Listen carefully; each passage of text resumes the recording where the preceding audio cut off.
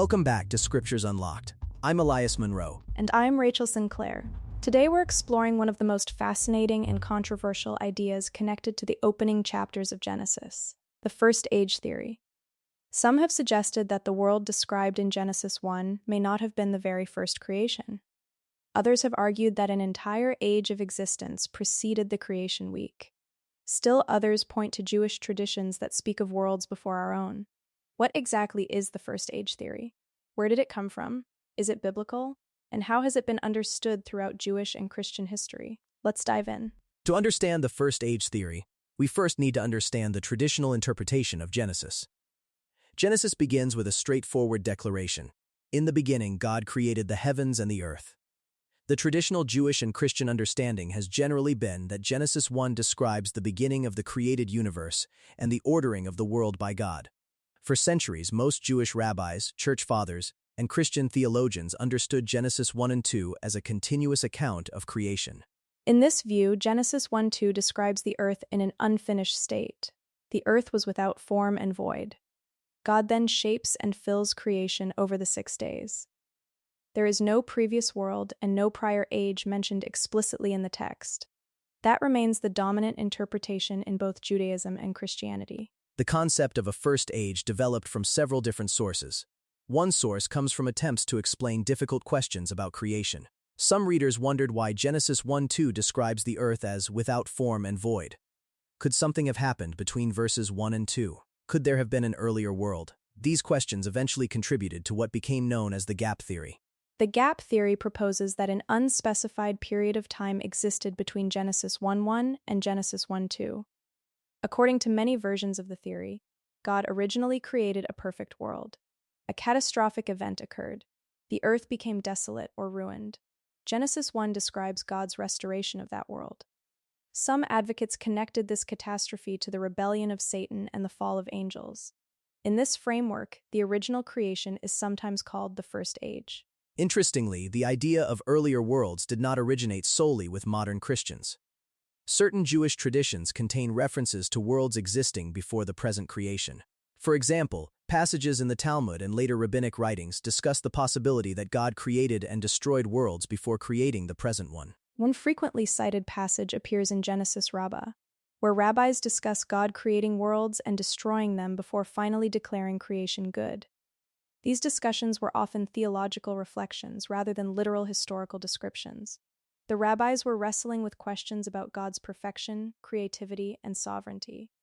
Many Jewish scholars understood these statements as symbolic or philosophical, rather than accounts of actual prehistoric civilizations. Jewish mysticism, especially Kabbalah, expanded upon some of these concepts.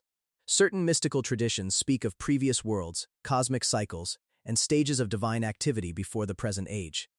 These ideas were often highly symbolic and connected to deeper spiritual teachings. It's important to remember that Kabbalistic writings were not intended as scientific descriptions of ancient history. Their purpose was theological and mystical. They sought to explore the relationship between God, creation, and spiritual reality. As a result, their references to earlier worlds should not automatically be interpreted as claims about prehistoric civilizations. Within Christianity, the First Age concept gained wider attention during the 19th century. Geological discoveries were suggesting that the Earth might be far older than many people had previously assumed. Some theologians sought ways to reconcile these discoveries with a literal reading of Genesis. The gap theory became one proposed solution. Writers such as Thomas Chalmers and later C. Scofield helped popularize versions of this interpretation. Many Christians found it attractive because it seemed to provide room for geological ages while preserving a literal 6-day creation week. Others rejected the theory, arguing that Scripture itself never explicitly mentions a ruined pre-Adamic world. Supporters of the First Age interpretation often point to several observations. They argue that Genesis 1:2 describes a condition of desolation. Certain passages about Satan's fall may imply events before humanity. Geological ages could fit within a gap between Genesis 1:1 and 1:2. Critics respond that Genesis never explicitly describes a previous world. The Hebrew text naturally reads as a continuous narrative. Ancient Jewish and Christian interpreters overwhelmingly understood Genesis 1 as describing the initial creation and ordering of the earth. The theory depends heavily upon inferences rather than direct statements. As a result, many scholars regard the First Age theory as a possible interpretation, rather than a doctrine clearly taught in Scripture. Whether one accepts or rejects the First Age theory, the discussion highlights something important about Genesis. The opening chapter of the Bible addresses profound questions. Why does anything exist? Who created the universe? What is humanity's place in creation? What is God's relationship to the world?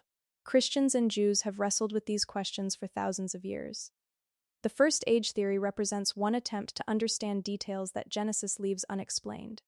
But the central message of Genesis remains unchanged. God is the creator, creation is intentional, human beings bear God's image, and history unfolds under God's sovereign care. The First Age theory occupies an intriguing place at the intersection of biblical interpretation, theology, history, and science. Some view it as a compelling possibility. Others see it as an unnecessary addition to the text. What makes the discussion valuable is not merely the question of whether another age existed before Genesis, but the reminder that Scripture continues to inspire thoughtful exploration of some of humanity's deepest questions. Thanks for listening to Scriptures Unlocked. Until next time, keep studying, keep asking questions, and keep unlocking Scripture.